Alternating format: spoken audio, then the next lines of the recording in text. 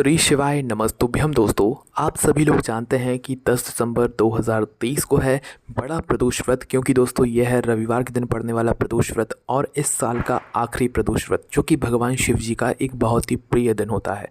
तो आज की इस वीडियो में हम आप लोगों को इस रविवार के दिन पड़ने वाले इस प्रदोष व्रत के दिन और सबसे बड़े प्रदोष व्रत के दिन और इस साल के आखिरी प्रदोष व्रत के दिन किए जाने वाले कुछ ऐसे विशेष उपाय बताएंगे, जिन उपायों को अगर आप लोग इस दिन करते हैं तो आपके जीवन में आप लोगों को बहुत ज़्यादा परिवर्तन देखने के लिए मिलेंगे। आपकी मनोकामनाएं पूर्ण होंगी, आपके जीवन से दुख और समस्याएं दूर होंगी और भी बहुत सारी चीज़ें हैं जो कि आप लोग देखकर खुद यहाँ पर पता लगा लोगे इस उपाय को करने के बाद, है ना।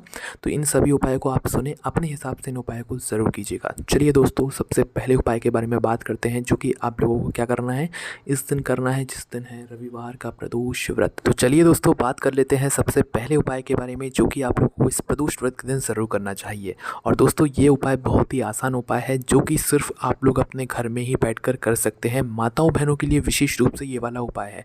ये उपाय आपकी मनोकामना पूर्ति का है, आपके घर में धन संपदा को बढ़ाने का है, साथ ही में आपके जीवन से दुख और समस्याओं को दूर करने का भी है। इस उपाय में क्या करना है वो आप लोग ध्यान से सुनिए। देखिए दोस्तों, प्रदोष का व्रत जब भी होता है, प्रदोष का दिन जब भी होता है, तो उस दिन का शाम का समय, जो प्रदोष काल का समय होता है, वो सबसे उत्तम समय होता है किसी भी उपाय को करने के लिए। तो ये वाला उपाय भी शाम के समय प्रदोष काल में ही होगा।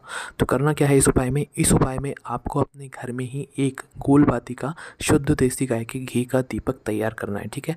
वह आटे का भी हो सकता है, वह मिट्टी का भी हो सकता है, कोई दिक्कत नहीं है। बस आपको गोल बाती का दीपक, शुद्ध देसी गाय के घी का दीपक तैयार करना है। इस दीपक को तैयार करके आपको प्रदोष व्रत के दिन शाम के समय प्रदोष काल में अपने घर के मुख्य द्वार पर आना है। अगर आप मंदिर नहीं जा सकते, बेलपत्र के पेड़ के नीचे नहीं जा सकते, तो आप अपने घर के मुख्य द्वार पर ही आएँ और आपके घर की जो मुख्य द्वार है, मेन चौखट है, चौखट के बाहर की साइड करके आप इस दीपक को जलाकर रख दीजिए। जब आप इस दीपक को जला रहे हो और चौखट के बाहर की साइड करके रख रहे हो, तो उस समय अपने मन की कामना भगवान शिव जी से ज़रूर बोल दीजिएगा, या भगवान शिव जी के नाम का स्मरण ज़रूर कर लीजिएगा। और जो भी आपके जीवन में परेशानियाँ चल रही हों वो बोल दीजिएगा, ठीक है। चाहे तो बोल सकते हैं, वरना भगवान से बस अपने घर परिवार की सुख समृद्धि के लिए आशीर्वाद वहाँ से प्राप्त कर सकते हैं। इस उपाय को करने के बाद भगवान शिव जी का आशीर्वाद आप पर ज़रूर होता है, ठीक है। तो करके ज़रूर देखिएगा। बस ध्यान में ये बात रखिएगा कि इस दीपक को आपको चौखट पर ना रखते हुए चौखट के थोड़े बाहर की साइड करके रखना है ना। तो यहाँ पर ये पहला वाला उपाय पूरा हो जाता है। अब दोस्तों, बात करते हैं दूसरे वाले उपाय की, जो कि आप लोगों को इस प्रदोष व्रत के दिन करना है। और इस वाले उपाय को करने से आपकी मनोकामना पूर्ण होती है ना। इस उपाय में क्या करना है, ये वाला उपाय भी शाम के समय प्रदोष काल में होगा। इस बात का आप लोगों को ध्यान रखना है, ठीक है। अब देखिए, इस उपाय में आपको लेना है एक लोटा, ठीक है। एक लोटा लेकर उसके अंदर आधा लोटा जल भरना है, ठीक है।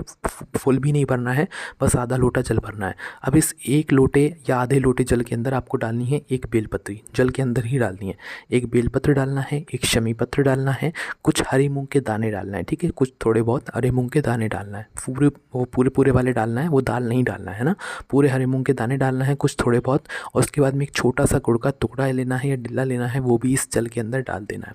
इस जल को इस तरीके से तैयार करके इस जल पात्र को लेकर आपको प्रदोष व्रत के दिन शाम के समय भगवान शिव जी के मंदिर पहुंचना है और भगवान शिव जी की शिवलिंग पर इस जल को उंडेल देना है। उंडेलने का मतलब ये है कि अगर आप लोग इस जल को धीरे धीरे करके चढ़ाओगे तो अंदर से बेलपत्र भी बाहर नहीं आएगी, कुछ सामग्री बाहर नहीं आएगी। जब आप लोग एक साथ उंडेल दोगे ना इसे शिवलिंग के ऊपर, तो सारी सामग्री जल के साथ ही बाहर आ जाएगी। और जल के साथ ही सारी सामग्री आपको जो है, मतलब भगवान शिव जी की शिवलिंग के ऊपर चढ़ानी है, अलग से हाथ से निकाल कर नहीं चढ़ानी है।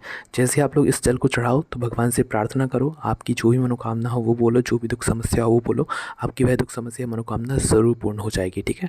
उसके बाद में दोस्तों, अब हम बात करते हैं उस अगले उपाय के बारे में, जो कि आपको इस रविवार के प्रदोष व्रत के दिन ज़रूर करना चाहिए।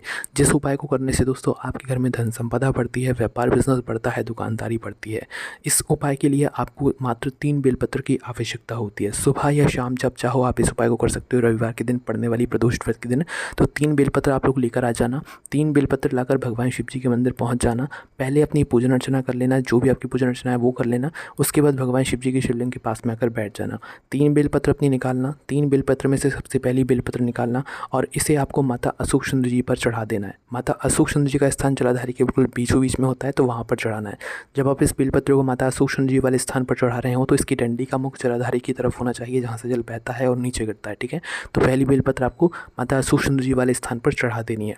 अब अपनी दूसरी बेलपत्र को निकाल लीजिए। दूसरी बेलपत्र को निकाल कर शिवलिंग के ऊपर जो जलाधारी टंगी हुई होती है, जिसके अंदर शिव जी की 5 पेटियों का स्थान होता है, जिसके अंदर से शिव जी पर बूंद बूंद करके जल टपकता है, तो आपको उस जलाधारी से इस दूसरी वाली बेलपत्र को टच करके शिव जी की 5 पेटियों का नाम लेना है, जया, विषहारा, शामली बारी, दौतली और देव। अगर वो जलाधारी ना भी हो तो भी आप इस बेलपत्र को अपनी सीधे हाथ के हथेली में पकड़कर शिव जी की 5 पेटियों का नाम जरूर ले लेना, जया, विषहारा, शामली बारी और दौतली और देव। इन 5 पेटियों का नाम लेकर और उस जलाधारी से, अगर जलाधारी है तो उससे टच करके 5 पेटियों का नाम लेकर इस बेलपत्र को, दूसरी वाली बेलपत्र को भगवान शिव जी की शिवलिंग के ऊपर चढ़ा देना। जब आप भगवान शिव जी की शिवलिंग के ऊपर इस दूसरी बेलपत्र को चढ़ाओ तो उसकी डंडी का भाग अपनी विपरीत दिशा में रखना। आपकी तरफ उसकी डंडी का भाग नहीं होना चाहिए, आपके सामने की जो दिशा है उस तरफ इस डंडी का भाग करके शिवलिंग पर चढ़ा देना। 2 बेलपत्र हो गई। अब आपकी तीसरी बेलपत्र आप निकाल लीजिए। तीसरी बेलपत्र को आपको मात्र भगवान शिव जी की शिवलिंग के ऊपर जो माता जगदम्बा जी का हस्तकमल होता है, मात्र वहाँ पर छुआना है, स्पर्श कराना है। जो शिवलिंग होता है, शिवलिंग जिस स्थान पर रखा हुआ होता है, मतलब कटी भाग जो होता है शिवलिंग का, वहीं पर आसपास कहीं पर भी आप इस तीसरी वाली बेलपत्र को छुआ लेना, मतलब माता जगदम्बा जी के हस्तकमल पर छुआ लेना।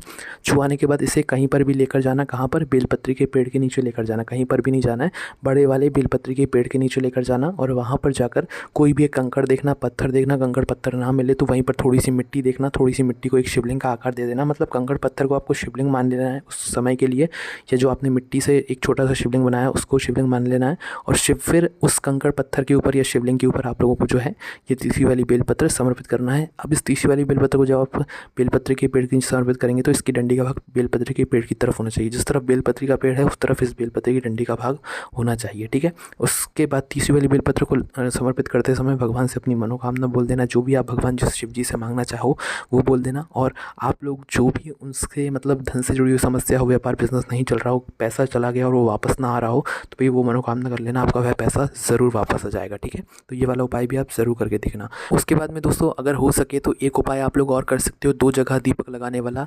ये जो 2 दीपक होंगे ये शाम के समय प्रदोष काल में लगेंगे, प्रदोष व्रत के दिन।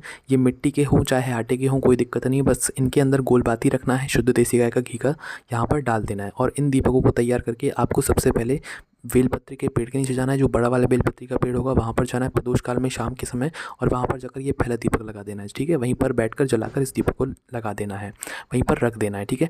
वहाँ पर प्रार्थना करके वापस आना है और सीधा अपने घर के मुख्य द्वार पर आकर रुक जाना है। दूसरा दीपक आपको अपने घर के मुख्य द्वार की चौखट पर रखना है, ठीक है। बाहर से देखने पर जब आपको जो भी आपका सीधा हाथ हो, सीधे हाथ की चौखट पर आपको ये दूसरा वाला दीपक रख देना है और भगवान से प्रार्थना कर लेना अपने घर में सुख संपदा को बढ़ाने के लिए, धन समृद्धि के लिए, और जो भी आपकी मनोकामना वो बोलते हुए भगवान शिव जी के नाम का स्मरण करते हुए। तो दोस्तों यही कुछ विशेष उपाय थे जो कि आप लोग इस प्रदोष व्रत के दिन कर सकते हैं। उपाय करने में अगर आपको कोई भी दिक्कत, समस्या, परेशानी आती है तो आप उनसे कमेंट करके